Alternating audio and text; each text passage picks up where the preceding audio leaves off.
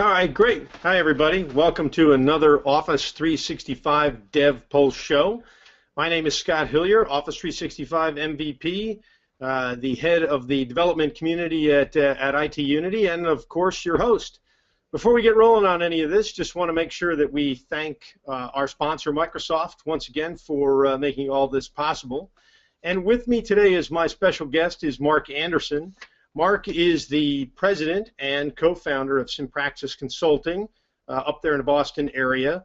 Well-known SharePoint MVP, colleague, friend, and probably best known for his work developing the SP Services library that's so widely used. I'm pretty sure that made you very wealthy, didn't it, Marc? Yeah, you know, when you give it away, you make it up in volume. That's how it works. There you go. So tell us a little something about yourself, Marc, that we don't get from the official bio. Oh, well, first of all, as usual, I feel like I'm looking up at you. That's the way the camera's pointed. Yes, I have to do something like this. You know, it's just a physical manifestation of the actual fact that I look up to you. So, what do people not know about me? I always pull out I used to keep bees when I was a kid. That's sort of my go-to weird thing about me. So nice. I've been stung by more bees than most people you've ever met. That's a talent. That's a good one. That's a good one. Well, you and I'm growing my facial hair for November. I was going to ask you about that. You want to give us your pitch?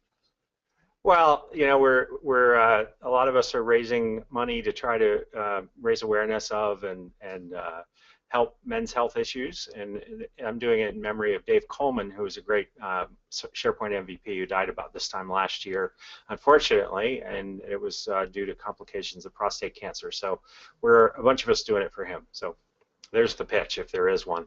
Love to get donations, or at least just have you talk about people and make sure that they're healthy. That's all. Yeah, that's great. That's great, Marc. Well, let's see. Let's move on to business here a little bit. You and I have been talking for a while, off and on, I think, just about the differences between development styles that you can have in SharePoint. You know, I'm kind of this pro dev Visual Studio guy. I make applications, I make add-ins, I extend things, right? And you do much more lightweight type development. So talk to us a little bit about how you see that that sort of maybe not conflict, but just those two ends of the spectrum where you go all the way over to Visual Studio and you're working right, versus what you sometimes call community developers. Yeah, I mean, I always sort of bristle a little bit when the word pro goes in the middle of or the beginning of something that's not me. I mean, I earn a living at this too, but I get the point. You know, IT pros. Who are the other people? So, I think I was just looking at a post that Benjamin Nyland put up today from the SharePoint conference over in Stockholm, and Microsoft is saying there are 75,000 customers on top of Office 365 now. There are 160 million users, and with that kind of scale, there's just no one answer fits all kind of solution for anything. So I think having more options as to how you can make SharePoint or Office 365 more useful to you is a good thing. So you have a lot of sort of simple things that people want to do. You and I were talking earlier about this. You might just want to make an indicator red whenever it's over a certain number. That's something really simple that doesn't really need a heavy-duty development effort. And then you can sort of slide along that scale to something that needs to be rolled out to tens of thousands of sites, and maybe you need to punch out site collections at a high level, and that's where sort of the heavy-duty, I'll say, pro-developer kind of approach definitely makes a lot of sense. But there's a lot of room in the middle, and I've always talked about that. I used to call it the middle tier. You can call it citizen developers. There are a lot of different ways to think of the people who fit in that middle ground. And I like to try to work in there. I find that I can get stuff done very quickly and deliver good results to clients. And I find that a lot of people, for a lot of people, that's a more accessible type of development. It's something that people who don't have the full credentials of an IT person, they have options to get in there. Well, and in fact, isn't this really what made SharePoint successful in the first place is that it was something that was easily customizable. I mean, what people have always wanted to do is they wanted to add little things to SharePoint to make it work the way that they want to work, right? So can't you just give me a little something on this document library? Can't you give me a little widget on the page? You know, they don't want to hear, sure, I can give that to you, but I need to write an entire .NET MVC application that will take over all the functions of SharePoint, and then I'll be able to do whatever I want, right? So it's really something that end users have demanded for a long time and will continue to demand into the future. Yeah, and in fact, end users have been doing this stuff, whether it's been under the auspices of IT or not. So, you know, to sort of ignore all of this middle of the ground kind of development is sort of at your folly, I think.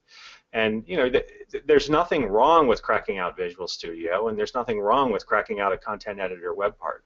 The answer to, you know, whether it's the right thing at the right time has a lot to do with what problem you're trying to solve. But then, of course, whatever your governance is. You know, every organization is a little bit different. And approaching the same problem the same ways in organizations that have vastly different cultures and skill sets and sizes doesn't make a lot of sense to me.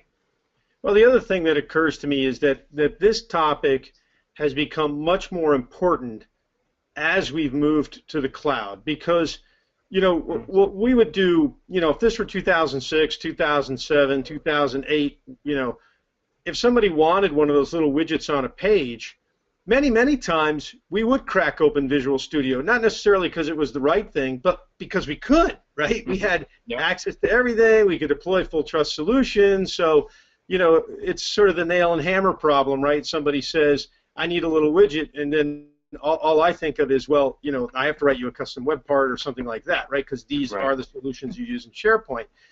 But now those techniques that have been there for a while, I think are taking on new importance because they kicked us off the server. A lot of those old techniques are gone. It's much more challenging to use any of those types of techniques to customize SharePoint in a way that people are still demanding. That demand didn't change because you went to the cloud. So, interestingly, you and I, you know, I sort of joke about us being a little bit on opposite ends of the spectrum, but the truth is we had a chance to do a little bit of work together in this area earlier in the year when we started talking about the idea of managing JavaScript library references inside of SharePoint. And if I recall the conversation, it kind of began with the idea that there were so many of these types of solutions being done that sometimes there were governance issues.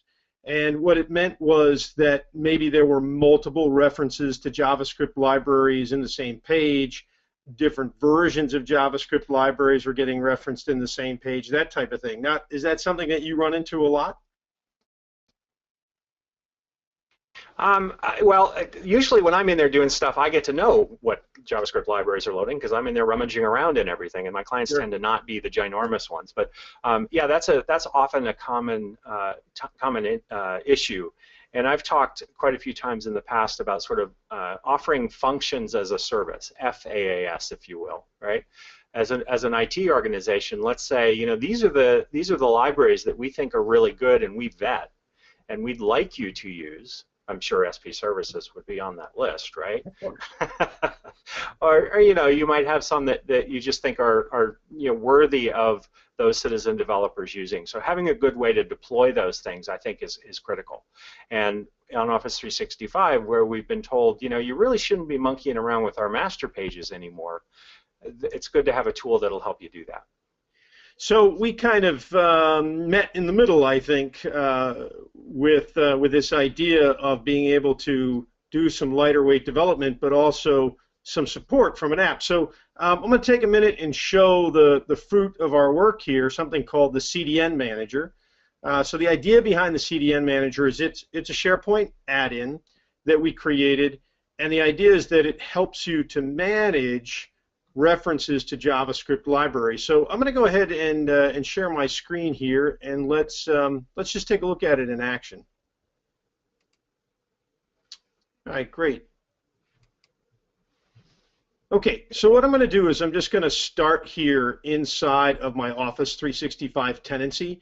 So in my Office 365 tenancy, I have the CDN Manager already set up, and I actually have a couple of script editor web parts here. So I'll just point out we've got one up here that's doing some work with Knockout, and another that's doing some work with Angular right here. Both of them are very simple, and I'll show you the code in just a second. Both are pretty simple. They're just showing my name or welcoming me here. But it's just to prove that we can use frameworks like Knockout and Angular in the work that we do with the CDN Manager. So let me just walk you through how this thing will work. So again, the CDN Manager is an add-in, so we can go to the site contents page here. And when that comes up, you can see the Content Delivery Network Manager here. We'll go ahead and click on that. And what we're going to see is a list of libraries here that we've decided we want to make available in this particular SharePoint site. You can see just for our demo here, we've got jQuery, Knockout, Angular, and some Bootstrap things going on. So you can see just some basic information here. What type is it? We've got a title for it, like the jQuery and Knockout name of the library. Its CDN is listed here, so this is the URL where it can be found. Then we can also list any dependencies. For example, we've said that Knockout is dependent on jQuery. Now, once you add these things to the list, the CDN Manager will actually go out to the CDN that you've listed, and it will try to pull down that library. And so you can see these validated check marks here indicate that the CDN Manager was able to reach those JavaScript libraries and validate that that location is correct. The other thing you'll notice is just the active check mark over here. And the active check mark indicates that these libraries should be made available to the current SharePoint site. We can click on this Manage CDN List button over here on the left, and what it's going to do is take us just to a regular old SharePoint list here where we could edit any of these or add new ones. So for example, if I wanted to remove Angular, I might come in here, right-click this thing, edit the item, and then I could say it's not active anymore, like that.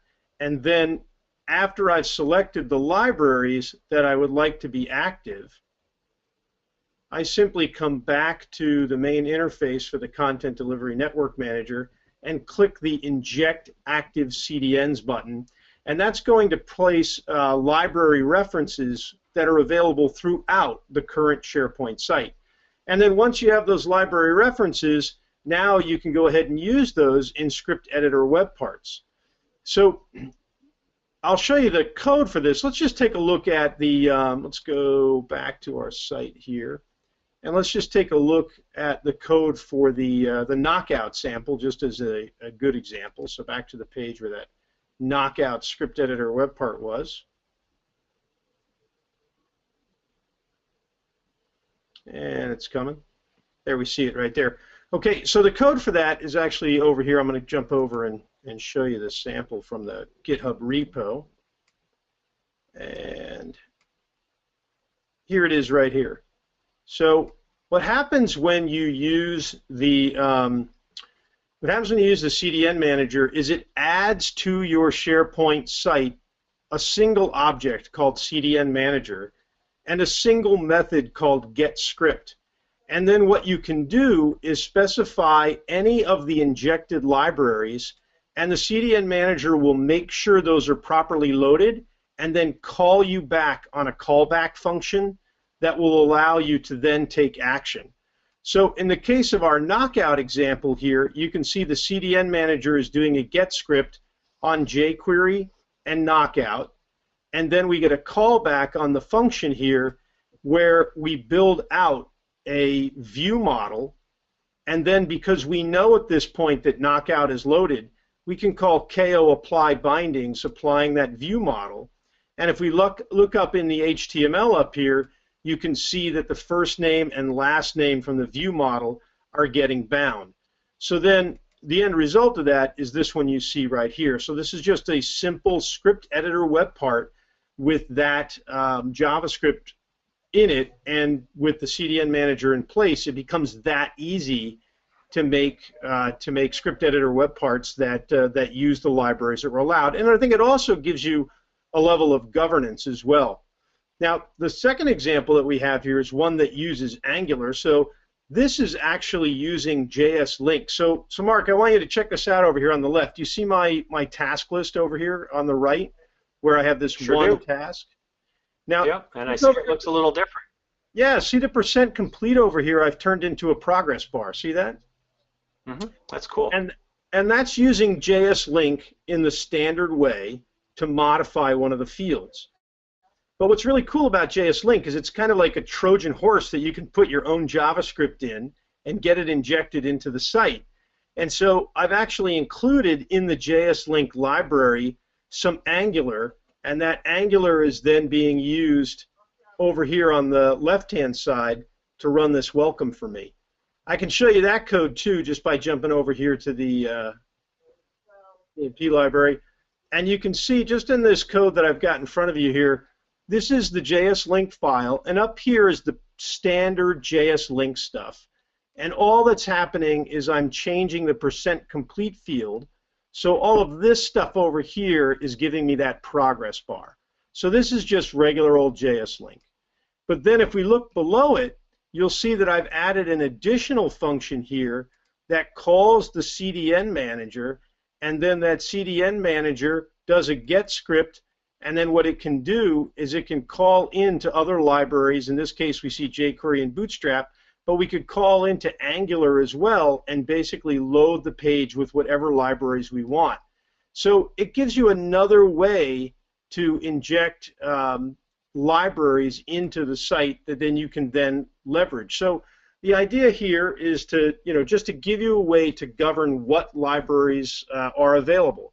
And last thing I'll show here, just for my piece of the story here, how do you get it? So if you want to find out about it, I've got a complete article up here on managing the CDNs with web parts and JS Link. And then also this solution got picked up by Microsoft's Patterns and Practices team, and you can also find it in the Patterns and Practices GitHub repo, which is where I was showing some of the code here. So here's the GitHub repo. And I'll just flash these URLs up on the screen for everybody so that if you're watching this on the recording, you can get it here. We'll also make these links available as resources that that you can get after the show. So that's a little bit on the CDN Manager. That was something that we worked on together. How do you think that looks fitting into your story? Well, I think that's it fits a great spot sort of in the middle of that spectrum that we were talking about. It's a way for IT departments or some sort of sanctioned developer or somebody who has a site administrative capabilities to offer these libraries as services. So I think that that's really cool. It gives you a pretty good governance handle on what you want to let people use. Hopefully you let them know that that stuff is there as opposed to just stick it in the page and keeping it a secret. I think that's one of the things that IT departments tend to do. For years they've been adding jQuery, for instance, to the master page and not telling anybody. Right. And that causes problems because then everybody loads another version of jQuery or 3 or 5 and you get a little bit of chaos. So I think that's a great tool to help people who need a controlled way to add these libraries to sites. If you think about it, you don't need a lot of permissions to take advantage of those, but you can make sure that people who have to have a decent amount of permission to put that thing into the site in the first place. Yeah, the access to the list and the control of what goes in is going to be done by somebody who owns the site. That's right. Right. And I think under the covers you're using custom actions for that. Is that right? Yeah, that's right. Yeah, I didn't want to steal your thunder. I know you're going to talk to us a little bit about that, but that's exactly how we're using custom script actions to insert the script into the site. Yep. Right. Well, and that's part of the reason I thought it would be fun to talk through that, because I think there's you talked about a Trojan horse, and we all have ways of sneaking code into pages. I think that there's more than one way to skin a cat across those 75,000 customers on Office 365. So I thought I'd show a couple of ways that I've been doing this kind of stuff. which I'm sure you'll look at and think is a little bit more rough, but you know what? It works. Maybe I'm not a pro, I'm a semi-pro, or maybe I'm in the bush leagues or something, right? No, there you go. Here you go. You're lowering expectations before you wow us. I know what you're doing. Oh, my code's not formatted all that pretty. So let me see. Can I grab the screen here? I'm going to try. Yeah, let me change presenter here. I think I can throw it over to you, and then you can. All right. So I've got a couple of tricks that I've started using. Even in, hopefully you can see my screen now, even in SharePoint 2007, I'm using some of these tricks. So, one of the things that's important to understand here is that once you have a web page in a browser, you sort of have control of it anyway. So whether it's SharePoint or any other web page, you sort of own it if you know how to do script on the client side. So what I have up here right now is just a quick line. It's one line, even though I've got it sort of spaced out a little bit here, that I've been adding to master pages now for, I don't know, 6 months or a year. And all it does is load one single JavaScript file using the RequireJS library, which is a library that helps you manage dependencies amongst your JavaScript files and CSS a little bit, and any other text files like HTML files that you might want to load into the page. You're sort of doing that in the CDN Manager yourself, right. and I'm relying on RequireJS to do some of this work for me, and I'll show you how it works. So, it's a script tag. It's got a type and a source. So, the source is going to go out to Cloudflare, which is CDN.js, one of my favorite CDNs, and it's going to grab require.min.js and load that into the page. And then the way RequireJS works is it looks for a main element, a data-main element in that script tag, and it loads this JavaScript file next. So it's a great way to bootstrap something. If you've got a lot of things going on in JavaScript, you can start with one link and then sort of expand and go beyond there. So from a bootstrapping perspective, I really like this approach. Now, again, I'm adding this one line into a master page, which on Office 365 we're starting to be told is a bit of a no-no. But on premises, and if you're on Office 365 and you're not too concerned about that advice, I think it is at this point, rather than strong guidance, then this is a sort of acceptable way to go. So this application loader.js, I have an example of one of these. I've been using this, like I said, with a bunch of clients. So I have a lot of different versions of this. This is sort of a genericized version that I've grabbed hunks and pieces of from a bunch of real live code. But the idea is basically the same. I'm setting up a namespace, which I actually learned that very, very valuable skill from you, Scott, because I used to just use whatever damn name I wanted. I'm becoming a pro developer whether I want to or not. We want to keep, we want to keep things namespaced so we don't stomp on anybody else's code, or even often it seems that we stomp on our own code. So sure. Project name in this case would be something more specific, but I set up a namespace for a sort of overarching object for everything that I'm doing. I violate that rule right here with a couple of utility functions because I want to be able to load CSS, which RequireJS doesn't really work, doesn't do really very well, so it's very easy to write a little function for that. And then this is just a little function that helps me sort of pull in the requirements based on what page I'm on, and I'll show you where that comes in a minute. So the first thing I do is I load a couple CSS files. I tend to use Font Awesome a lot these days. It's a character-based set of graphics, so you can make them as big or small as you want, change their colors, all kinds of other things, and it gives you a really good, very lightweight way to put some graphics into your page. And then I'll usually have a CSS file. I suppose I should expand this a little bit. I'll often have a CSS file that has something to do with my project name, and the project name in most cases is something like the client's name or the project name for that particular client, something that's very specific to what I'm working on. You'll notice that I'm storing things in the catalogs master page folder, and I usually do underscore my project name. The underscore is just so it rises to the top of the screen if I'm in SharePoint Designer or whatever. Mm-hmm. I've found that that's a great place to bury my code. It's a little bit more obscure than a document library, and not everybody can get to it. So as long as everybody has read access to that location, which 99% of the time they do, that's not a bad place to put it. Yeah. Yep. So then this next section is what I'm doing here is I'm sort of setting up RequireJS to help me out. You set up a base URL, which is actually going to point to that URL, right? That's where I'm going to store all my stuff. And then you set up paths that define each one of the modules that you want to work with. This is very similar to what you've done in the CDN Manager. I'm just doing it in a slightly different way, right? I don't have it as items in a list. I have it as code, so I can easily go like that, which is a lot easier than deleting an item from a list, unfortunately. Lists should be a little easier than that, but they're not quite. So these are things that I'll often use. I don't have, I don't always use all of these things. I don't always use them all together, but some of my most, the most common things that I use, obviously SP services. That's my hammer.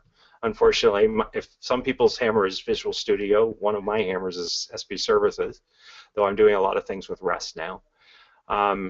I'll often use jQuery cookie to set cookies based on what's going on. Moment.js, if you don't use that and you're doing date and time arithmetic in your scripts, good Lord, stop it. Go and get Moment.js. Full calendar is great for calendaring, et cetera, et cetera. You see, in this case, I'm using Angular. I do some stuff with Angular. I do some stuff with Knockout, depending on what the task is at hand. And then this next section, I start sort of creating bundles of these different resources so that I can load them in ways that make sense based on which page I'm on. So this isn't just to help me build stuff for one particular page. Remember this file is being called in the master page. So I can load script into any page that master page is applied to, which gives me a lot of control to make an application out of lots of pages together. So in this shim section, like I said, I'm sort of building these bundles. My sort of main loading thing is going to use jQuery, SP services, and Moment in this case. If I'm on the home page, I'm going to take everything that I need for app main, but then I'm also going to load some stuff for home main, home service, home controller. So I'm pulling in some Angular capabilities that make sense for that home page. I'm also doing something different for DocSet home pages. So I can add different functionality based on what pages I actually land on. Scrolling down a little bit more, this is the part that I sort of built myself and I think is sort of cool. I have things commented out here because I don't always have a lot of data, but I pulled these out of a couple of different places. So what I've built is a JavaScript object called the require schema. So what is it I want to require on different pages? If I don't require anything on a page, in other words, it's a page I just want to let load, it's milliseconds here to spin through this code and not inject anything. Mm-hmm. If I do need something, then this is effectively the data that drives it. Okay, I have some code down below that I'll show you that sort of uses this data. But the idea is, any pages that have home.aspx in their name, and yes, you have to be a little careful with that. I want to require this bundle of JavaScript. I can also, if I want to, and this is commented out because I don't always need it, but I can also include a text file, which would usually be an HTML file. And then I also can call a specific function in those JavaScript files to sort of bootstrap things to run. So I have quite a bit of flexibility here. You can see, on a new DocSet page, I'm only going to require one piece of JavaScript. On a couple of different types of pages, I'm going to load different JavaScript, different text files, things like that. Yeah, so you actually are getting more flexibility there than we had in the CDN Manager. The CDN Manager is making those libraries available throughout the site. It's always the same. Right. Hang on just a second. The dog's going crazy. We have uninvited guests whenever we do a webinar, don't we? This loop. Keep talking, Mark. I'll be right back. I'll just keep going while you're chasing the dog. This loop of code just sort of goes through that data, right? It goes through this schema and figures out, well, where am I? What is the page that I'm on? And that's sort of here. And basically decides which one of these loaders should I run. And so once it goes through this loop, it's either going to have one of these 1, 2, 3, 4 loaders, if I had them all uncommented, or none. And then down here, I say, if there's a loader that I need to work with, then go ahead and start to inject that stuff into the page. The one thing that I have to do in the individual pages is have some place to stuff my HTML if that's something that I want to do.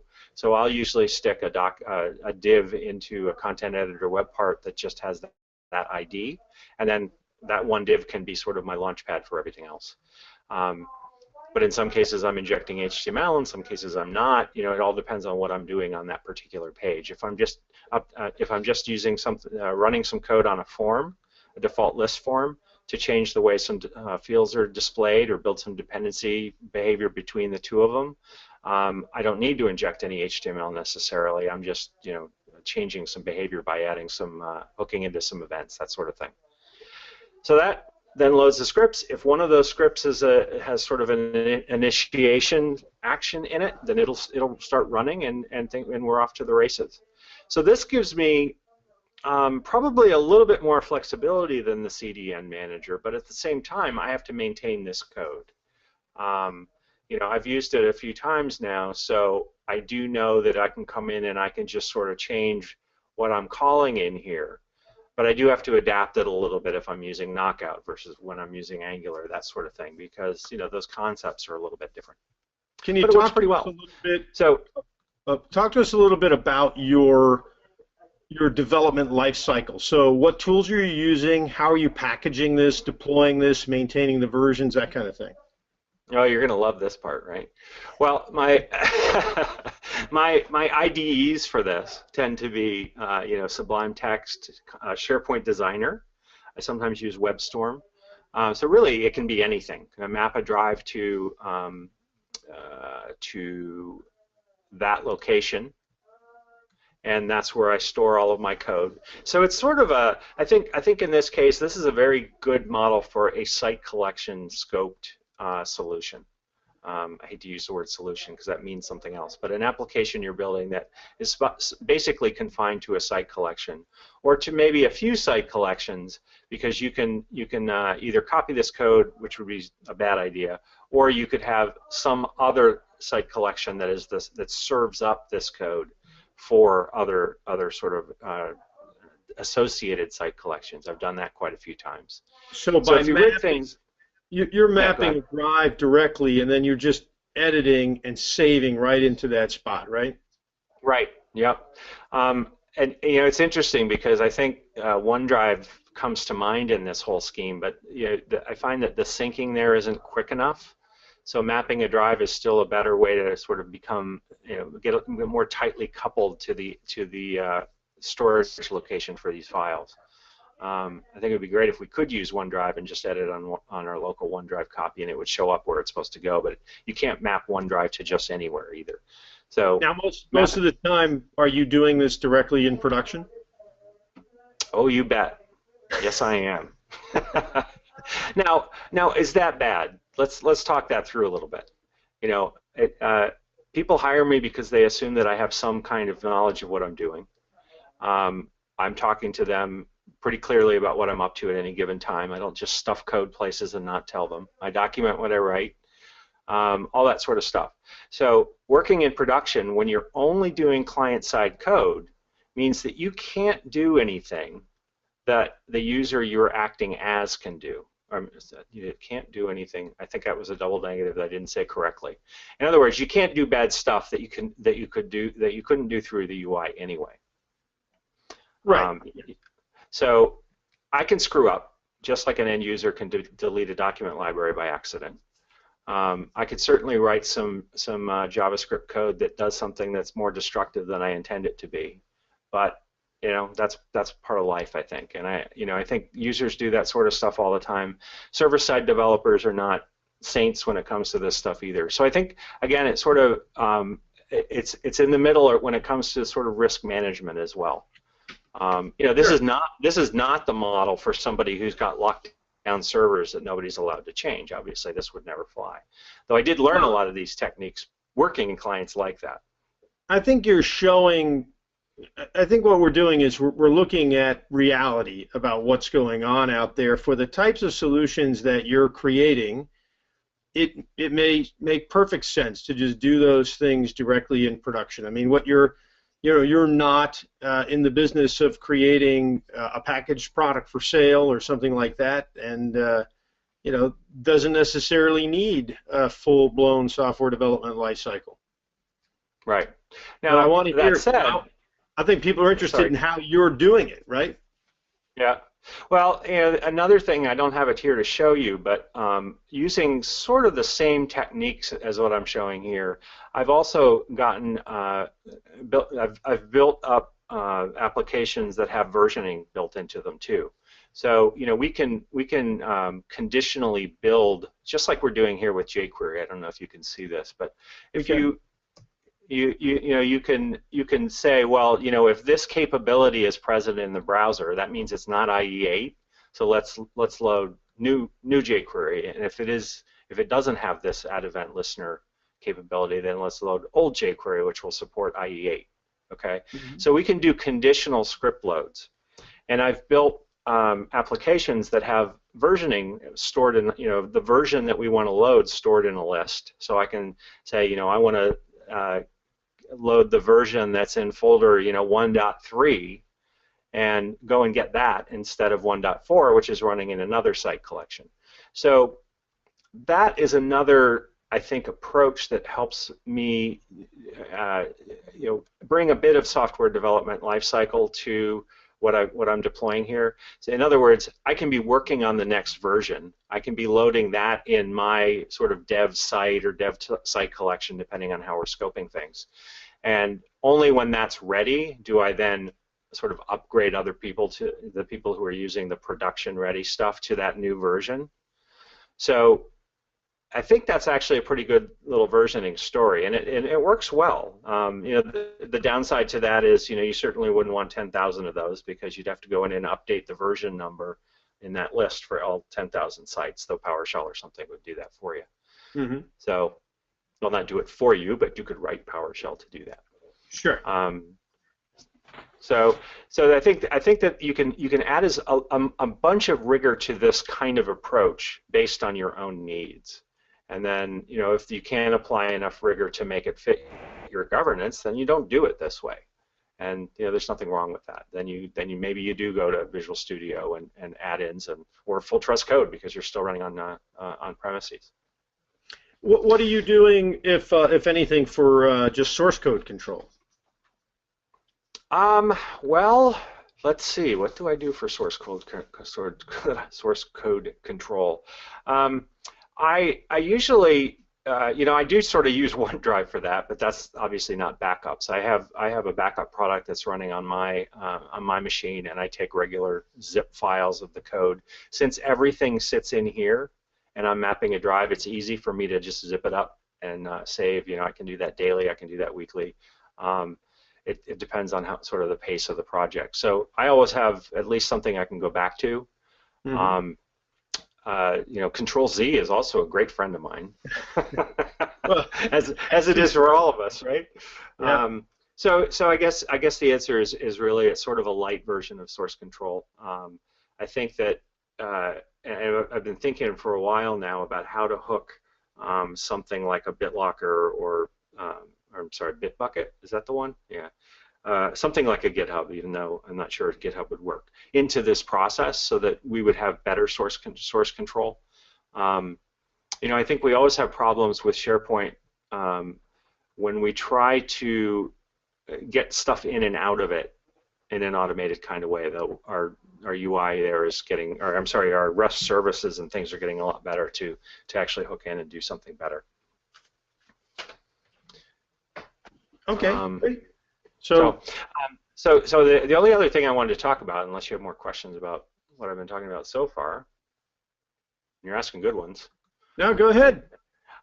So adding this line into the master page, as we were saying, is sort of not verboten now, but being discouraged. So I've started to dabble with custom actions, which is how your loading stuff up in your CDN manager.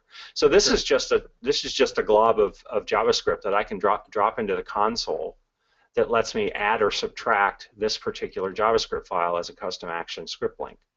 So this will run. Tell us a little bit, for anybody who's not familiar with it, tell us what a custom action script link is. Sure. So, and maybe you'll have to correct me because I've been sort of avoiding getting into this stuff, but custom actions, which I think is a horrible name, but it lets us sort of pre-wire things that we want to happen when we load a page, a site, a form in a list. You can sort of scope these things to various levels of granularity. When I add a script link as a custom action, it basically says load this file on every page load, which is pretty much what I was trying to do over here in the master page, right? This is loading in every page. Yep. And this effectively does the same thing. So with this hunk of code, which I borrowed from Matt Bramer and haven't really cleaned up much, and it just works, is just a sort of brute force, drop it in the console, add a custom action, or drop it in the console and remove that custom action, and it just works. So that's not a pretty deployment story, but on the other hand, it works fine. So once you have that custom action in there, like I said, I only need this one JavaScript file to sort of bootstrap everything else I do. So once it's there, which is nice. Now, so help me out here on this custom action JS that you've got. Are you using this like an installer? This is something that you use outside of the project that you're working with? Well, no. Either I would do this, which is adding a line to the master page, or I think it's time for me to stop doing that and to just start doing something with custom actions. I think I'll start building an administration page into these applications that does things like load or unload the custom action, that sort of thing, so that the people who manage the application will have control over some of this stuff. Because like you, when I'm done with a project, I'm a consultant, I leave, and I want to make sure people have the tools to do or undo what it is I've set up. Right. So today, though, with this custom action script that you have here, how are you using that? Is that just something you run one time to sort of install your product? Right. It's literally, it works as well as, and don't have a window open, but I can drop this into I could just drop it into the console and run it. So, once I have this loaded, I'm done with the custom action. I only need it in place, and I'm in good shape. Yeah, but you're right, though. The concern there is taking your customization out, because the only way that's going to happen with this script link approach is by using code in some fashion. Exactly. And this thing will also unload it, but it's a little too obscure for your comfort or mine. So. Right, and maybe your client doesn't even know what a script link is, right? So. About 99% of the time, they have no idea what I'm talking about. They just call you if it breaks anyway, right? Well, I'm wondering, I tend to get hired a lot by business people as opposed to IT people, and maybe that's part of the reason that I get away with this stuff. I mean, I'm not trying to get away with anything. If I talk to the IT people, they don't know how SharePoint works either in a lot of these organizations. So, it all depends on where you're working. If you leave them with a solution that works for them, they're often less concerned with how you built it than the fact that it makes people happy. Yeah, sure. Right. So, so there's kind of a spectrum there that's very interesting that goes, one of the things that really that I'm really left with from our discussion is just that spectrum of how much control you want, right? How much governance do you want over this, right? So do you want applications and add-ins that that stand alone and give you complete control? Do you want to control just parts of it like we did with the CDN Manager, or are you willing to basically have the entire thing just be files that get loaded into SharePoint? The code is really largely the same. It's the same thing. It's really about the governance and deployment that we're engaged in, right? Yeah, exactly. Yeah, I think that people often conflate the development with the deployment, and they can be separate decisions. You decide that you're going to write something in Angular because hopefully because your business requirements say that it should be Angular, not just because Scott said that Angular's cool this month, which is the way a lot of people are making these decisions, unfortunately. And so you build something in Angular, and then you can decide how you want to deploy that. Do you want to wrap that up as an add-in? Do you want to take some of my harebrained ideas and stick it into the website? So yeah, there's no one-size-fits-all idea here, like I've said a few times. I think that the other thing, I've been having a lot of conversations with people about this stuff lately, well, always, really, because I've been doing this for a long time. And I think we all, I'm going to hold up my hands here. I think we all look at the SharePoint world from our own slice. You know, we're sort of standing either at the point or the flat spot of a triangle, and so we see basically what our clients need. And so when people say, no, you have to do it this way, they're looking at it from their lens, and for their lens, they're probably right. You know, if they do a lot of work with government clients, then their answer is going to be very different than what I suggest, sure, for instance. Or financial services clients. Whatever the governance is what really should drive this. What your capabilities need to be, and what the governance is, and what the skills in your organization are too. Because you know, you can want a Maserati, but if you only have a Matchbox set in your house, that's all you're getting, right? Let me ask you. Let me give you a different axis, and then I'd like to get your thoughts on this. Let's go from simple customizations, you know, like making the progress bar instead of the % that we had on the task, to a line of business system that's doing CRUD operations. Maybe it's not transactional, but it's heavier CRUD operations. Do you see limitations for your approaches along that spectrum? I think you get to a certain scale, and the way I've been doing things probably isn't as effective or efficient. You know, I think when N is large, when like as I mentioned earlier, you know, if you want to roll something out to 10,000 sites, then my approach is a little bit weak for that. You know, the source control, the way you can govern this is just it's not as robust as you probably would want there. I think that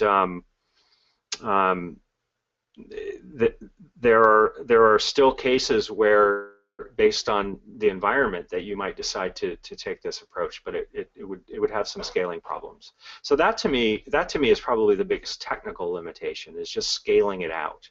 Scaling. How do you package and deploy? Yeah. Exactly.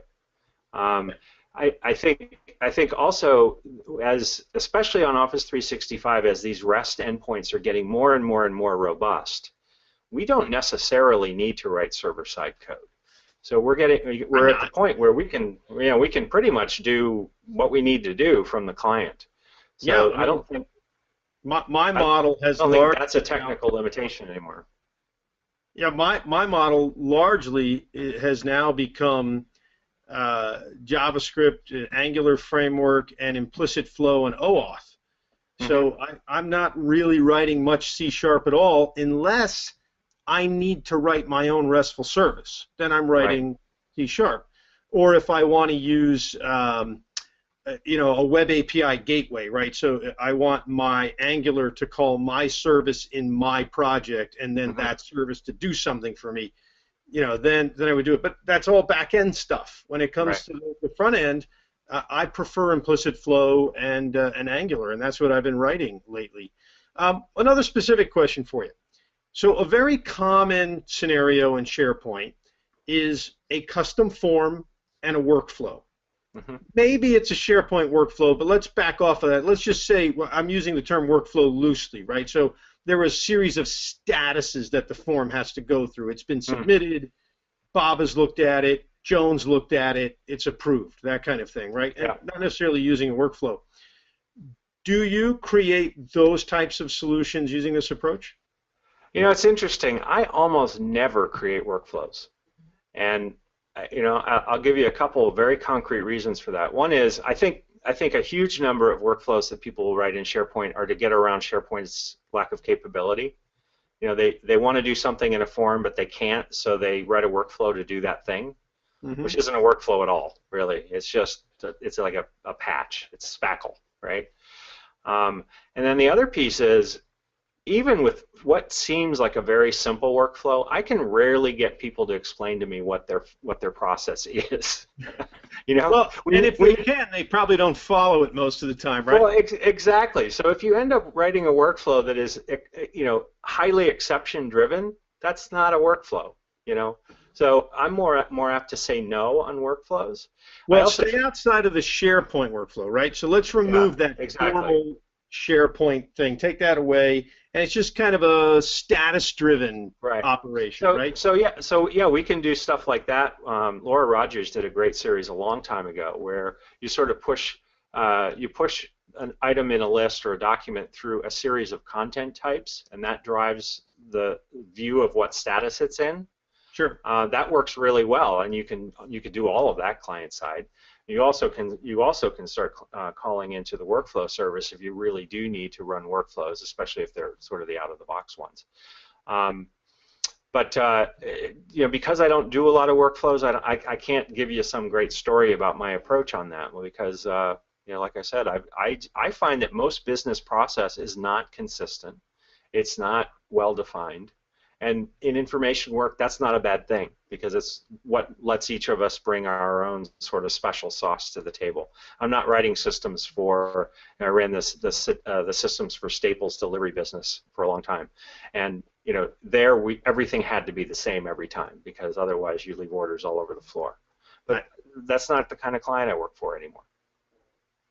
All right, great. Yeah, I mean, I ask because you know, we're kind of in a strange place with SharePoint and Forms these days.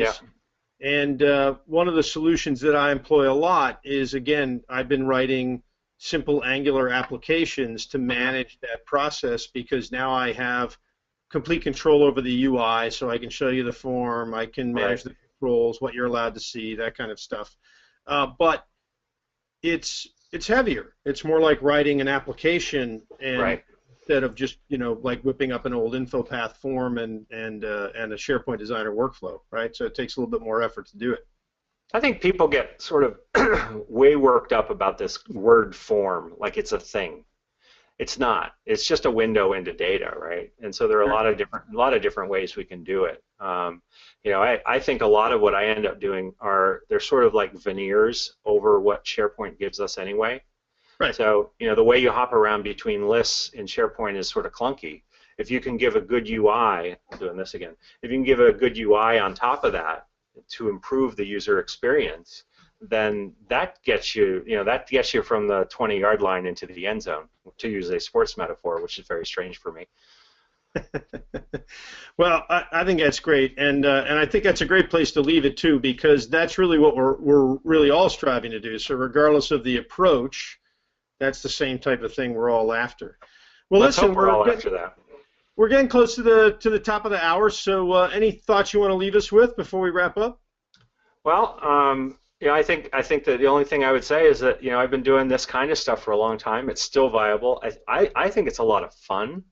I don't know that I've ever been able to say my career has been fun until I started working on things this way. So I think you can accomplish a lot and make end users really happy, which, you know, focusing on that user experience is actually a big part of the important goal here. And hopefully a lot of IT people are getting that message loud and clear these days, because I think for a long time we didn't, and I can count myself in that bucket. All right, well, that's great, Mark. Really appreciate you coming on and spending an hour with us. Yeah, you gave us, I think, a good, different way to look at the customizations that we do in SharePoint. And again, something that I think has become more and more important as we move to the cloud. People have been doing these types of things. You've been doing these types of things for a long time, but I think the profile of them is really rising now because of the change in the environment. So thanks again for coming and sharing that with us.